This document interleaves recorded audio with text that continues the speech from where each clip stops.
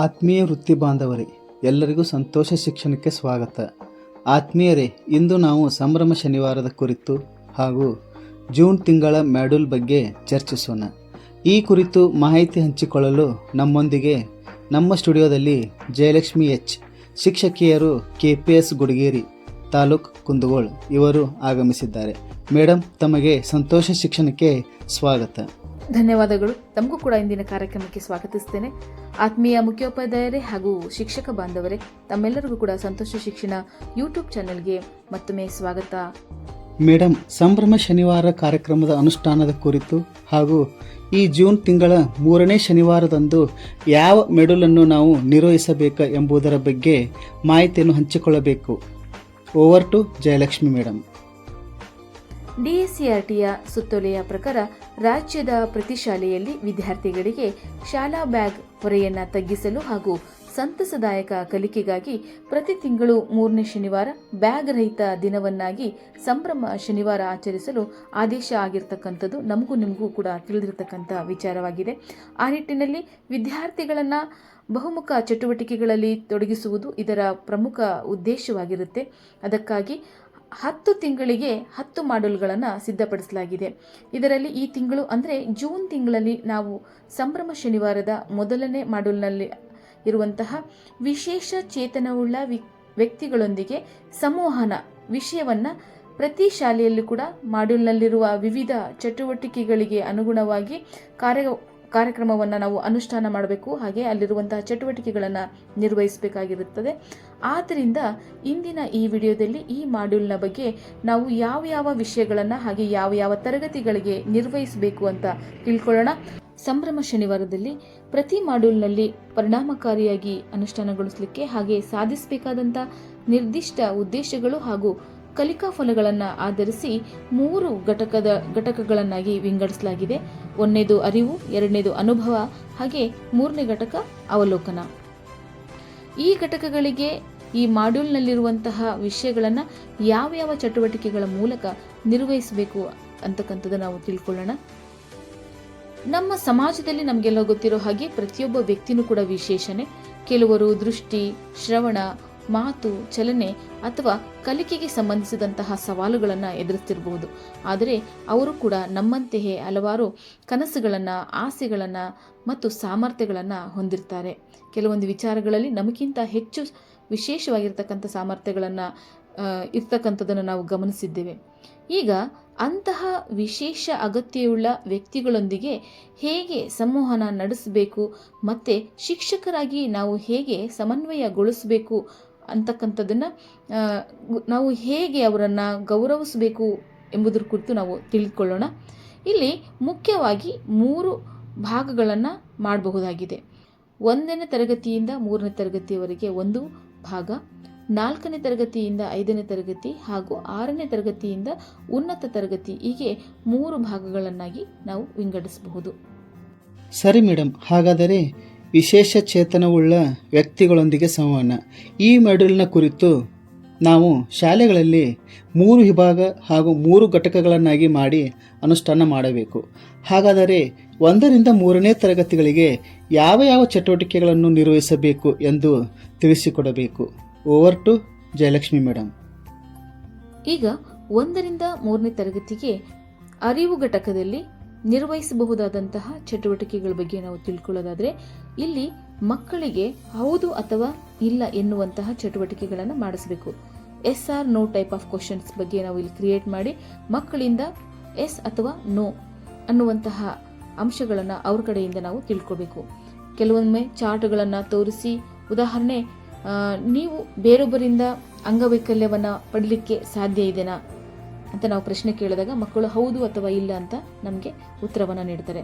ಅಥವಾ ನಿಮ್ಮ ಅಂಗವಿಕಲತೆಯನ್ನು, ನಿಮ್ಮಲ್ಲಿರ್ತಕ್ಕಂಥ ಲೋಪಗಳನ್ನು, ದೋಷಗಳನ್ನು ಬೇರೆಯವರಿಗೆ ವರ್ಗಾವಣೆ ಮಾಡಲಿಕ್ಕೆ ಸಾಧ್ಯ ಇದೆನಾ, ಈ ಥರ SR ನೋ ಟೈಪ್ ಆಫ್ ಕ್ವಶನ್ಸನ್ನು ನಾವು ಆ್ಯಕ್ಟಿವಿಟೀಸ್ಗಳಲ್ಲಿ ಬಳಕೆ ಮಾಡಬಹುದು.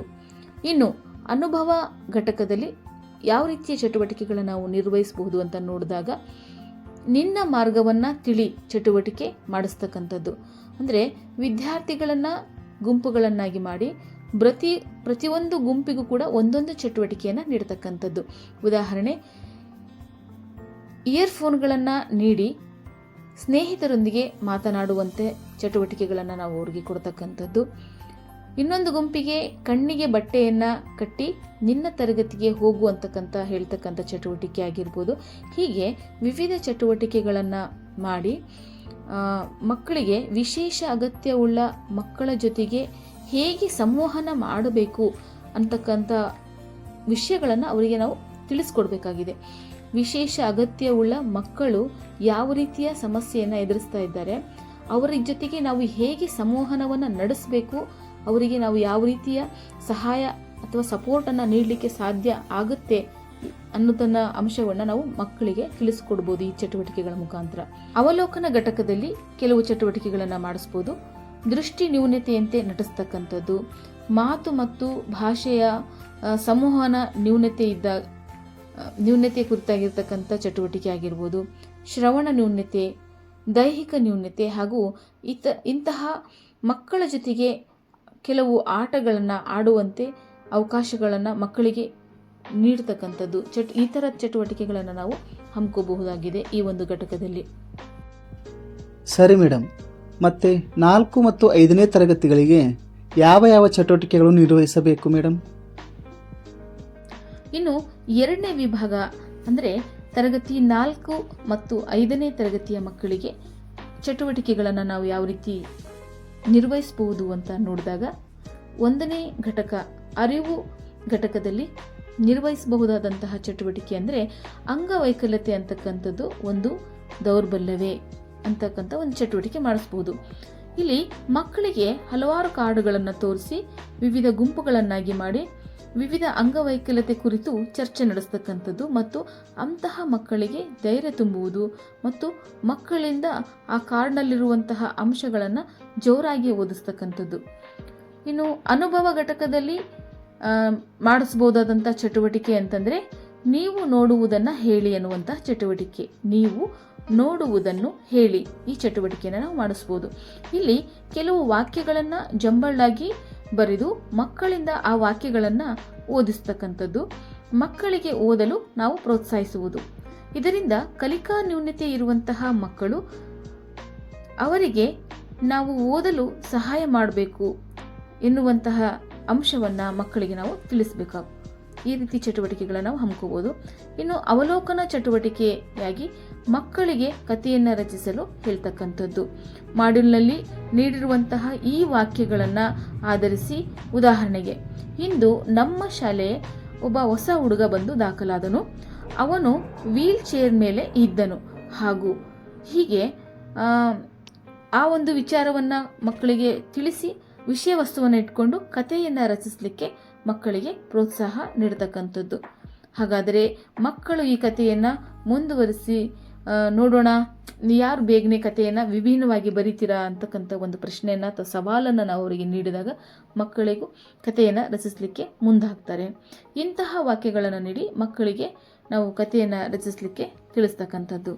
ಮೇಡಮ್, 6ರಿಂದ 8ನೇ ತರಗತಿ ಮಕ್ಕಳಿಗೆ ಈ 3 ಘಟಕಗಳಡಿಯಲ್ಲಿ ಯಾವ ಯಾವ ಚಟುವಟಿಕೆಗಳನ್ನು ನಿರ್ವಹಿಸಬೇಕು ಮೇಡಮ್? ಇನ್ನು ಉನ್ನತ ತರಗತಿಗೆ ಸಂಬಂಧಿಸಿದಂತಹ ಚಟುವಟಿಕೆ ಬಗ್ಗೆ ನಾವು ನೋಡೋದಾದರೆ ಅರಿವು ಘಟಕದಲ್ಲಿ ಮೊದಲ ಹೆಜ್ಜೆ ಸ್ವೀಕಾರ. ಮೇಡಮ್, ಒಂದು ನಿಮಿಷ. ರಾಧಾಳ ಕುಟುಂಬ ಈ ಕಥೆಯನ್ನು ವಿಡಿಯೋ ರೂಪದಲ್ಲಿ ದ್ಯಾಪುರ್ ಸರ್ ಅವರು ನಿರೂಪಣೆ ಮಾಡಲಿದ್ದಾರೆ. ಆ ವಿಡಿಯೋವನ್ನು ತಾವು ವೀಕ್ಷಿಸಬಹುದು ಮತ್ತು ಮಕ್ಕಳಿಗೂ ಕೂಡ ಈ ಒಂದು ಕಥೆಯನ್ನು ತೋರಿಸಬಹುದಾಗಿದೆ. ಮೇಡಮ್, ಇನ್ನು ಅನುಭವ ಘಟಕದಲ್ಲಿ ನಾವು ನಿರ್ವಹಿಸಬಹುದಾದಂತಹ ಚಟುವಟಿಕೆ ನೋಡೋದಾದರೆ, ನಿಮ್ಮ ಶಾಲೆಯ ಸಮನ್ವಯ ಶಿಕ್ಷಣ ಸ್ನೇಹಿಯಾಗಿದೆಯೇ, ನಿಮ್ಮ ಶಾಲೆ ಸಮನ್ವಯ ಶಿಕ್ಷಣಕ್ಕೆ ಸಹಕಾರಿಯಾಗಿದೆಯೇ ಎನ್ನುವಂತಹ ಒಂದು ಅಂಶವನ್ನು ನೀಡಿ ಮಕ್ಕಳಿಗೆ ಅದನ್ನು ಚರ್ಚೆ ಮಾಡಲಿಕ್ಕೆ ತಿಳಿಸ್ತಕ್ಕಂಥದ್ದು. ಇಲ್ಲಿ ವಿದ್ಯಾರ್ಥಿಗಳನ್ನು ಗುಂಪಾಗಿ ಮಾಡಿ ಇಲ್ಲಿ ತೋರಿಸಿರುವಂತಹ ಪ್ರಶ್ನೆಗಳಿಗೆ ಉತ್ತರಗಳನ್ನು ಹುಡುಕ್ಲಿಕ್ಕೆ ಹೇಳ್ತಕ್ಕಂಥದ್ದು. ಶಾಲೆಯ ಸುತ್ತಮುತ್ತ ವಿಶೇಷ ಅಗತ್ಯವುಳ್ಳುವಂತಹ ಮಕ್ಕಳಿಗೆ ಪ್ರವೇಶಕ್ಕೆ ಏನಾದರೂ ತೊಂದರೆ ಆಗುತ್ತೋ, ತರಗತಿ ಕೊಠಡಿಗೆ ಅಥವಾ ಶೌಚಾಲಯಗಳಿಗೆ ಹೋಗಬೇಕಾದ್ರೆ ಅಂತಹ ವಿದ್ಯಾರ್ಥಿಗಳಿಗೆ ಅನುಕೂಲಕರವಾಗಿರುವಂತಹ ಪರಿಸರ ನಿರ್ಮಿತ ಆಗಿದೆಯೋ ನಮ್ಮ ಶಾಲೆಯಲ್ಲಿ ಎನ್ನುವಂತಹ ಪ್ರಶ್ನೆಗಳನ್ನು ವಿದ್ಯಾರ್ಥಿಗಳು ತಮಗೆ ತಾವೇ ಹಾಕಿಕೊಂಡು ಉತ್ತರಗಳನ್ನು ಪಡಿತಕ್ಕಂತಹ ಒಂದು ಚಟುವಟಿಕೆಯನ್ನು ನಾವು ಈ ಒಂದು ಅನುಭವ ಘಟಕದಲ್ಲಿ ನೀಡಬಹುದಾಗಿದೆ. ಇನ್ನು ಅವಲೋಕನ ಘಟಕದಡಿಯಲ್ಲಿ ಬಣ್ಣವನ್ನು ತಿಳಿಯೋಣ ಚಟುವಟಿಕೆಯನ್ನು ನಿರ್ವಹಿಸ್ಬೋದು. ವಿದ್ಯಾರ್ಥಿಗಳನ್ನು ಜೋಡಿಗಳಾಗಿ ವಿಂಗಡಿಸಿ ಮತ್ತು ಅವರಿಗೆ ಚಾರ್ಟ್, ಹಾಳೆಗಳನ್ನು ಮತ್ತು ಪೆನ್ನು, ಪೆನ್ಸಿಲ್ ಅವುಗಳನ್ನು ನೀಡಿ ಪ್ರತಿಯೊಂದು ಜೋಡಿಗೂ ಅದನ್ನು ಒಂದು ಥೀಮನ್ನು ಆಯ್ಕೆ ಮಾಡಿಕೊಂಡು ಆ ಥೀಮ್ನಲ್ಲಿರುವಂತಹ ಸಂದೇಶಕ್ಕೆ ತಕ್ಕಂತೆ ಒಂದು ಪೋಸ್ಟರ್ ತಯಾರು ಮಾಡಲಿಕ್ಕೆ ಹೇಳ್ತಕ್ಕಂಥದ್ದು. ಆತ್ಮೀಯರೇ, ಹಲವಾರು ಚಟುವಟಿಕೆಗಳನ್ನು ತಿಳಿಸಿದಂತೆ ಶಾಲೆಗಳಲ್ಲಿ ಅನುಷ್ಠಾನ ಮಾಡಿಸುವುದರ ಜೊತೆಗೆ ನಾವು ಒಂದು ಪ್ರತಿಜ್ಞೆಯನ್ನು ಕೂಡ ಮಕ್ಕಳಿಂದ ಹೇಳಿಸಬೇಕಾಗುತ್ತೆ. ಮಕ್ಕಳಿಗೆ ವಿಶೇಷ ಅಗತ್ಯವುಳ್ಳ ಮಕ್ಕಳ ಬಗ್ಗೆ ಅನುಕಂಪ ಬೇಡ, ಅವರಿಗೆ ಅವಕಾಶವನ್ನು ಒದಗಿಸಬೇಕು ಅಂತೆ ಅವರನ್ನು ಒಳಗೊಂಡಂತಹ ಸಮನ್ವಯ ಶಿಕ್ಷಣದ ಅವಶ್ಯಕತೆ ಇದೆ ಅಂತ ನಾವು ತಿಳಿಸಬೇಕು. ಇದೇ ಈ ಒಂದು ಮಾಡ್ಯೂಲ್ನ ಅಂದರೆ ಜೂನ್ ತಿಂಗಳ ಸಂಭ್ರಮ ಶನಿವಾರದ ಮೊದಲ ಮಾಡ್ಯೂಲ್ನ ಉದ್ದೇಶ ಆಗಿರುತ್ತೆ. ಇನ್ನು ಹೆಚ್ಚಿನ ಮಾಹಿತಿಗಾಗಿ DSCRT ಒಂದು ಪ್ರಕಟಿಸಿರುವಂತಹ ಮಾಡ್ಯೂಲ್ನಲ್ಲಿ ಸುತ್ತೋಲೆಯಲ್ಲಿರುವಂತಹ ವಿಷಯವನ್ನು ಸಂಪನ್ಮೂಲವನ್ನಾಗಿ ಬಳಸಿಕೊಂಡು ಹಾಗೆ ಚರ್ಚಿಸಲಾಗಿರುವಂತಹ ಮಾಹಿತಿಯನ್ನು ಆಧಾರವಾಗಿಟ್ಟುಕೊಂಡು ಶಾಲೆಗಳಲ್ಲಿ ನಾವೆಲ್ಲರೂ ಸಂಭ್ರಮ ಶನಿವಾರವನ್ನು ಉತ್ತಮ ರೀತಿಯಾಗಿ ಅನುಷ್ಠಾನಗೊಳಿಸೋಣ ಅಂತ ಹೇಳ್ತಾ, ಆತ್ಮೀಯರೇ, ಇನ್ನೂ ಹಲವಾರು ವಿಚಾರಗಳೊಂದಿಗೆ ಮತ್ತೊಂದು ವಿಡಿಯೋದೊಂದಿಗೆ ತಮ್ಮ ಮುಂದೆ ಬರ್ತೇವೆ. ಅಲ್ಲಿವರೆಗೂ ವೀಕ್ಷಿಸಿದ್ದಕ್ಕಾಗಿ, ಆಲಿಸಿದ್ದಕ್ಕಾಗಿ ತಮಗೆ ಅನಂತ ಧನ್ಯವಾದಗಳನ್ನು ಸಂತೋಷ ಶಿಕ್ಷಣ ಯೂಟ್ಯೂಬ್ ಚಾನೆಲ್ನ ಪರವಾಗಿ ಅರ್ಪಿಸ್ತಾ ಇದ್ದೇವೆ. ಧನ್ಯವಾದಗಳು. Thank you madam. ಆತ್ಮೀಯ ವೃತ್ತಿ ಬಾಂಧವರೇ, ಜಯಲಕ್ಷ್ಮಿ ಎಚ್ ಮೇಡಮ್ ಅವರು ನಮಗೆ ಸಂಭ್ರಮ ಶನಿವಾರದ ಜೂನ್ ತಿಂಗಳ ಮಾಡ್ಯೂಲ್ನಲ್ಲಿ ವಿಶೇಷ ಚೇತನವುಳ್ಳ ಮಕ್ಕಳೊಂದಿಗೆ ಯಾವ ರೀತಿ ಸಂವಹನ ಮಾಡಬೇಕು ಎನ್ನುವುದನ್ನು ಮಾಡ್ಯೂಲ್ನಲ್ಲಿ ಇರತಕ್ಕಂಥ ಅಂಶಗಳನ್ನು ವಿವರವಾಗಿ ತಿಳಿಸಿಕೊಟ್ಟಿದ್ದಾರೆ. ಮೇಡಮ್, ತಮ್ಮ ಮಾಹಿತಿಗಾಗಿ ತಮಗೆ ಸಂತೋಷ ಶಿಕ್ಷಣ ಚಾನೆಲ್ ವತಿಯಿಂದ ತುಂಬು ಹೃದಯದ ಧನ್ಯವಾದಗಳು. ದ್ಯಾಪೂರ್ ಸರ್ ಅವರ ನಿರೂಪಣೆಯಲ್ಲಿ ರಾಧಾಳ ಕುಟುಂಬ ಕಥೆಯನ್ನು ವಿಡಿಯೋ ರೂಪದಲ್ಲಿ ನೋಡೋಣ. ಆತ್ಮೀಯರೇ, ಈ ವಿಡಿಯೋ ಕಥೆಯನ್ನು ತಮ್ಮ ಮಕ್ಕಳಿಗೂ ಕೂಡ ತೋರಿಸಬಹುದಾಗಿದೆ. ದ್ಯಾಪೂರ್ ಸರ್, ಕಂಟಿನ್ಯೂ ಮಾಡಿ. ಸರಿ ಸರ್. ಹಾಂ ಮಕ್ಕಳೇ, ನಾನು ನಿಮಗೊಂದು ವಿಶೇಷವಾದಂತಹ ಕತೆ ಹೇಳ್ತೀನಿ. ಅದು ಬಹಳ ಗಮನ ಕೊಟ್ಟು ಕೇಳಬೇಕು. ಕತೆ ಹೆಸರು ಮೊದಲ ಹೆಜ್ಜೆ ಸ್ವೀಕರಿಸುವುದನ್ನು ಕಲಿ ಅಂತ. ಇದು 10 ವರ್ಷದ ರಾಧಿಕಾಳ ಕತೆ. ರಾಧಿಕಾಳ ತಾಯಿ ಗೃಹಿಣಿ ಹಾಗೂ ಆಕೆಯ ತಂದೆ ಅಂಗಡಿಯೊಂದನ್ನು ಇಟ್ಟುಕೊಂಡಿದ್ದಾರೆ. ರಾಧಿಕಾ ತನ್ನ ಹೆತ್ತವರ 3ನೇ ಮತ್ತು ಕಿರಿಯ ಮಗು. ಅವಳಿಗೆ 2 ಹಿರಿಯ ಸಹೋದರಿಯರಿದ್ದಾರೆ. ಅವಳು ಜನಿಸುವಾಗ ಇತರ ಸಾಮಾನ್ಯ ಮಕ್ಕಳಂತೆ ಇದ್ದಳು. ಆದರೆ ನಂತರ ಆಕೆಯ ಆರೋಗ್ಯ ಸಮಸ್ಯೆಗಳಿಂದಾಗಿ ಅಂಗವೈಕಲ್ಯತೆ ಉಂಟಾಯಿತು. 6ನೇ ವಯಸ್ಸಿನಲ್ಲಿ ಅವಳಿಗೆ ನ್ಯೂಮೋನಿಯಾ ಬಂದಿದ್ದರಿಂದ ದೃಷ್ಟಿಯ ಮೇಲೆ ಪರಿಣಾಮ ಬೀರಿತು. ಆಕೆ ದೃಷ್ಟಿ ಸಂಪೂರ್ಣವಾಗಿ ಕಳೆದುಕೊಳ್ಳಬಹುದು ಎಂದು ವೈದ್ಯರು ಆಕೆಯ ಪೋಷಕರಿಗೆ ತಿಳಿಸಿದರು. ಆಗ ಪೋಷಕರು ರಾಧಿಕಾಳ ಬಗ್ಗೆ ತುಂಬಾ ಚಿಂತಾಕ್ರಾಂತರಾದರು. ಮೊದಲಿನಂತೆ ಅವಳ ದೈನಂದಿನ ಚಟುವಟಿಕೆಗಳನ್ನು ಮಾಡಲು ಆಕೆಗೆ ಸಾಧ್ಯವಾಗುತ್ತಿರಲಿಲ್ಲ. ಅವಳು ದುಃಖದಿಂದ ತನ್ನ ದಿನಗಳನ್ನು ಕಳೆಯುತ್ತಿದ್ದಳು. ಆರಂಭದಲ್ಲಿ ಅವಳು ಮಸುಕಾದ ದೃಷ್ಟಿಯನ್ನು ಹೊಂದಿದ್ದಳು. ಆದರೆ 8ನೇ ವಯಸ್ಸಿಗೆ ದೃಷ್ಟಿಯನ್ನು ಸಂಪೂರ್ಣವಾಗಿ ಕಳೆದುಕೊಂಡಳು. ಅವಳ ಶಾಲಾ ಸ್ನೇಹಿತರು ಅವಳ ಪಠ್ಯಪುಸ್ತಕಗಳು, ಪೆನ್ಸಿಲ್ಗಳು, ಟಿಫಿನ್ ಇತ್ಯಾದಿಗಳನ್ನು ಮರೆಮಾಚುವ ಮೂಲಕ ಅವಳನ್ನು ಗೇಲಿ ಮಾಡುತ್ತಿದ್ದರು. ಆಕೆಯ ಪೋಷಕರು ಅವಳನ್ನು ಸಮನ್ವಯ ಶಾಲೆಗೆ ಸೇರಿಸಲು ಹಲವಾರು ಶಾಲೆಗಳನ್ನು ಸಂಪರ್ಕಿಸಿದರೂ ವಿಫಲರಾದರು. ಮಗುವಿಗೆ ಸಮನ್ವಯ ಶಾಲೆ ದೊರಕದಿದ್ದರಿಂದ ಪೋಷಕರು ಸಾಕಷ್ಟು ತೊಂದರೆ ಅನುಭವಿಸಬೇಕಾಯಿತು. ಅವಳಿಗೆ ಹೆಚ್ಚಿನ ವಿದ್ಯಾಭ್ಯಾಸವನ್ನು ಕೊಡಿಸಬೇಕೆಂದು ಬಯಸಿದರೂ ಅವಳ ಕಲಿಕೆಗೆ ಅನುಕೂಲವಾಗುವಂತಹ ಸೌಲಭ್ಯಗಳು ಮತ್ತು ಸಮನ್ವಯ ಸ್ನೇಹಿ ವಾತಾವರಣವಿರುವ ಶಾಲೆ ಸಮಾಜದಲ್ಲಿ ಇರಲಿಲ್ಲ. ಅವಳು ತನ್ನ ಮನೆಯ ಹೊರಗೆ ಏಕಾಂಗಿಯಾಗಿ ಹೋಗಲು ಅಥವಾ ಅವಳ ಸ್ನೇಹಿತರೊಂದಿಗೆ ಆಟವಾಡಲು ಸಾಧ್ಯವಾಗಲಿಲ್ಲ. ಅಂಧ ಮಗುವನ್ನು ಪಡೆಯಲು ಪೋಷಕರು ಕೆಲವು ಪಾಪಗಳನ್ನು ಮಾಡಿರಬೇಕು ಎಂದು ಕೆಲವರು ಹೇಳುತ್ತಿದ್ದರು. ಅವಳ ಸ್ನೇಹಿತರೂ ಸಹ ಅವಳನ್ನು ಭೇಟಿ ಮಾಡಲು ಬರುತ್ತಿರಲಿಲ್ಲ. ಸುಮಾರು 1 ವರ್ಷದ ನಂತರ ಆಕೆಯ ಪೋಷಕರು ಹೊಸ ಶಾಲೆಯಲ್ಲಿ ಅವಳನ್ನು ದಾಖಲಿಸಿದರು. ಅಧ್ಯಾಯಗಳನ್ನು ಗಟ್ಟಿಯಾಗಿ ಓದಲು ತನ್ನ ಹೊಸ ಸ್ನೇಹಿತರಿಂದ ಸಹಕಾರ ಪಡೆದಳು. ಅವಳ ಶಿಕ್ಷಕರು ಉಪನ್ಯಾಸಗಳನ್ನು ರೆಕಾರ್ಡ್ ಮಾಡಿ ಅವಳಿಗೆ ನೀಡುತ್ತಿದ್ದರು. ಅವಳು ಇತ್ತೀಚೆಗೆ ಶಾಲಾ ಮಟ್ಟದ ಕಬಡ್ಡಿಯಲ್ಲಿ ಭಾಗವಹಿಸಿದಳು ಹಾಗೂ ಅವಳ ತಂಡವು ಗೆದ್ದಿತು. ಅವಳಿಗೆ ಸಹಕಾರ ನೀಡಲು ಮತ್ತು ಸಹಭಾಗಿತ್ವದಿಂದ ಎಲ್ಲ ಆಟಗಾರರು ತಮ್ಮ ಪಾದದ ಸುತ್ತಲೂ ಗಂಟೆ ಧರಿಸುತ್ತಿದ್ದರು. ಅವಳು ಈಗ ತುಂಬ ಸಂತೋಷವಾಗಿದ್ದಾಳೆ ಮತ್ತು ಚೆನ್ನಾಗಿ ಕಲಿಯುತ್ತಿದ್ದಾಳೆ. ಕೇಳಿದ್ರಲ್ಲ ಮಕ್ಕಳೇ, ನಿಜವಾಗಿಯೂ ವಿಶೇಷ ಅಗತ್ಯವುಳ್ಳ ಮಕ್ಕಳಿಗೆ ನಾವು ಎಲ್ಲ ಚಟುವಟಿಕೆಗಳಲ್ಲಿ ಅವಕಾಶ ಕೊಟ್ಟು ಸಹಾಯ ಸಹಕಾರ ನೀಡಿದರೆ ಅವರು ಕೂಡ ಎಲ್ಲದರಲ್ಲೂ ಮುಂದೆ ಬರ್ತಾರೆ ಅನ್ನೋದು ಈ ಕಥೆಯಿಂದ ಗೊತ್ತಾಗ್ತದೆ. ನೀವು ಸಹಕಾರ ನೀಡ್ತಿರಲ್ಲ ಮಕ್ಕಳೇ? Thank you. ಅದೇ ರೀತಿಯಾಗಿ ಅರಿವು ಘಟಕದಡಿಯಲ್ಲಿ 6ರಿಂದ 8ನೇ ತರಗತಿ ಮಕ್ಕಳಿಗೆ ಮೊದಲ ಹೆಜ್ಜೆ ಸ್ವೀಕರಿಸುವುದನ್ನು ಕಲಿ ಚಟುವಟಿಕೆಯಲ್ಲಿ ಬರುವ ಕಥೆಯ ನಿರೂಪಣೆಯನ್ನು ಮಾಡಿದಂತಹ NB ದ್ಯಾಪೂರ್ ಸರ್ ಅವರಿಗೂ ಕೂಡ ಧನ್ಯವಾದಗಳನ್ನು ತಿಳಿಸುತ್ತಾ ಈ ಒಂದು ಚರ್ಚೆಯಲ್ಲಿ ಭಾಗವಹಿಸಿದ್ದಕ್ಕಾಗಿ ಎಲ್ಲ ವೃತ್ತಿ ಬಾಂಧವರಿಗೂ ಕೂಡ ಧನ್ಯವಾದಗಳನ್ನು ತಿಳಿಸುತ್ತಾ ಈ ಚರ್ಚೆಯನ್ನು ಇಲ್ಲಿಗೆ ಮುಗಿಸುತ್ತೇವೆ. ಮುಂದಿನ ಚರ್ಚೆಯಲ್ಲಿ ಮತ್ತೆ ನಾವು ಭೇಟಿಯಾಗೋಣ. ಎಲ್ಲರಿಗೂ ಧನ್ಯವಾದಗಳು.